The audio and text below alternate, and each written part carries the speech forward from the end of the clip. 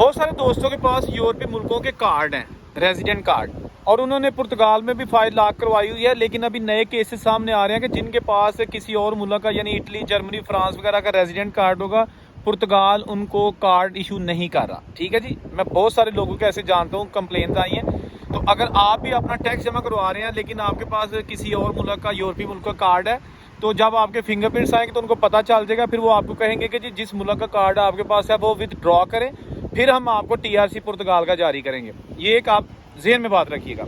دوسری بات، اگر آپ کے 6 ٹیکس وہاں پہ مکمل ہو گئے ہیں 280 یورو ایک مہینے کے حساب سے، تو آپ کسی وکیل کو کہہ کے آپ نے فنگر پرنٹس کی ڈیٹ جلدی نکلوا سکتے ہیں. یہ بھی پاسبل ہے اور بہت سارے لوگ ایسے کر رہے ہیں. کوئی ضرورت نہیں آپ 18 مہینے ٹیکس دیں اور وہاں پر جناب یا 12 مہینے ٹیکس دیں یا 2 سال ویٹ کریں. اگر آپ کی لیگل انٹری ہے اور واقعی آپ پرتگال میں رہتے ہیں تو آپ 6 ٹیکسز دے چکے ہیں، تو کسی لائر سے مشورہ کریں، وہ آپ کا کیس دیکھے گا. پھر آپ کو 1200 فیس لے کے آپ کا کیس جو ہے نا وہ آئمہ کے ساتھ لڑ کے، عدالت کے ساتھ لڑ کے آپ کو آئمہ سے فنگر پرنٹس کی ڈیٹ لے دے گا. یہ چیزیں سامنے آ رہی ہیں، ویریفائڈ چیزیں ہیں. ٹھیک ہے جی.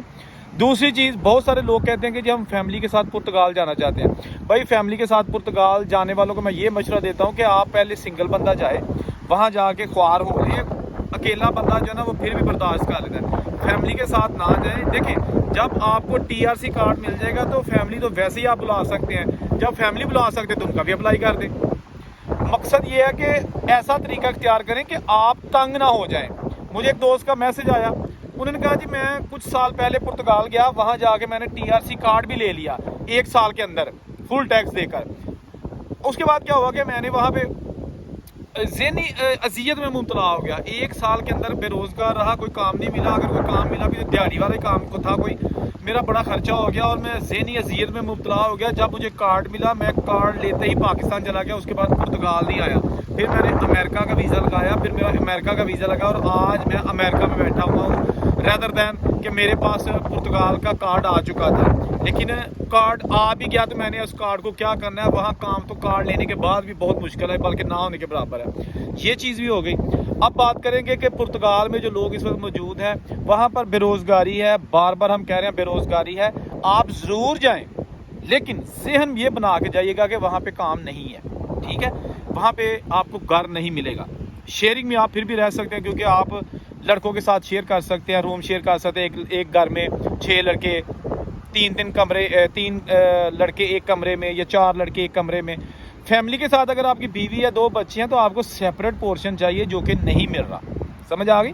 ریالٹی جو ہے نا اس کو بتانا چاہیے تاکہ بعض لوگ میں ان کو ملا ہوں، واقعی ان کو ملا ہوں، بڑے خوار ہو رہے ہیں اور بڑے پچھتا رہے ہیں. آپ لوگ ضرور جائیں اگر آپ کے پاس جمع پونجی ہے اور وہاں آرام سے بیٹھ کے کھا سکیں گے. ٹیکس گھر بیٹھے ہی اپنی جیب سے 280 یورو جو کہ پاکستانی تقریباً 80,000 روپے کے لگ بھگ بنتا ہے، وہ آپ نے دینا ہے ہر صورت. ٹھیک ہے جی، اگر آپ نے فنگر پرنٹس کی ڈیٹ لینی ہے. اس کے ساتھ ایک اور چیز جو مختلف مجھے کویسچنز آئے تھے، بھائی اگر آپ کے کسی اور ملک میں، یورپی ملکوں میں فنگر پرنٹس آلریڈی ہیں تو آپ پرتگال میں ٹیکس جمع کروا رہے ہیں، لیکن پرتگال میں جب آپ کو آئمہ فنگر پرنٹس کے لیے بلائے گی تو وہاں آپ کے اگر فنگر پرنٹس نکل آئے تو وہ آپ کو بہت لٹکا سکتے ہیں. 2 سال ہو گیا لوگوں کے کارڈ نہیں آئے. ٹھیک ہے جی.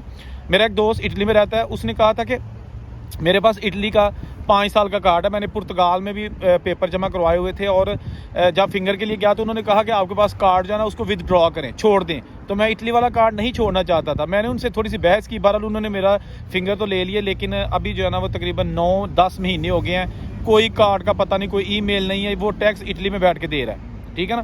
بہت ساری ایسی چیزیں ہیں دوستوں جن کو مد نظر رکھنا ہوتا ہے، کیونکہ ہم اگر آپ کو گائیڈ کرتے ہیں نا تو ہم آپ کو یہ بھی بتاتے ہیں کہ وہاں کے بینیفٹس کیا ہیں، اور یہ بھی بتاتے ہیں کہ وہاں کے حالات کیسے ہیں، وہاں کے مشکلات کیا ہیں. ٹھیک ہے نا. کیونکہ یہ وہ ویڈیو نہیں ہے کہ جو ہم گھروں میں بیٹھ کے بنا رہے ہیں، ہم نے وزٹ کیا ہے، آنکھوں سے دیکھا ہے. آئی ایم اے جرنلسٹ کہ میں وہاں جا کے نا تو لوگوں سے پوچھی ہیں چیزیں. ٹھیک ہے نا. میں نے ایسے لوگوں کو وہاں پہ بے روزگار دیکھا جن کے پاس پہلا کارڈ آ چکا ہے، اور وہ بھی جناب بڑی مشقت، محنت اور تنگ دستی والی زندگی گزارنے پر مجبور ہے. لیکن وہ کہتے ہیں کہ ہم گھر والوں کو نہیں بتاتے، وہ پریشان ہو جائیں گے.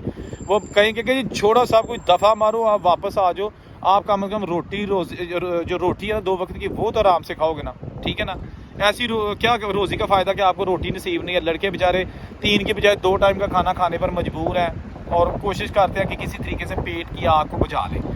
یہ جو ہوتا نا کہ ہم فیوچر بنا رہے ہیں بچوں کے لیے یہ کوئی ایسا نہ کیا کرے. بچوں کے فیوچر اللہ تعالیٰ بنا کے بھیجے گا. بچے آپ کے اتنے بھی گئے گزرے نہیں ہے کہ آپ نے اپنی زندگی برباد کر کے تو کہنا نہیں جی اسی چنگے پہلے سائنس بچوں واسطے آئے ہیں. بھائی بچوں کا فیوچر بنانا ہے اور بچوں کا فیوچر بھی بن جائے گا, ٹھیک ہے نا. بچے آپ کے اتنے جاہل یا گنوار نہیں ہوں گے کہ آپ ہی ان کے لیے بینک بیلنس بنا کے جاؤ, آپ ہی ان کو پاسپورٹ ہاتھوں میں دے کے جاؤ مرنے سے پہلے. نہ کیا کریں ایسے, اپنی زندگی پہلے انجوائے کریں, اس کے بعد سارا کچھ دیکھیں. جہاں رہیں خوش رہیں. چینل اگر سبسکرائب نہیں کیا تو ضرور سبسکرائب کر لیں تاکہ پورے یورپ سے, امریکہ, کینیڈا, پوری دنیا سے پوری انفارمیٹیو ویڈیو آپ تک پہنچ رہیں. جہاں رہیں خوش رہیں. اورنگزیب کو اجازت دیجیے. اللہ حافظ.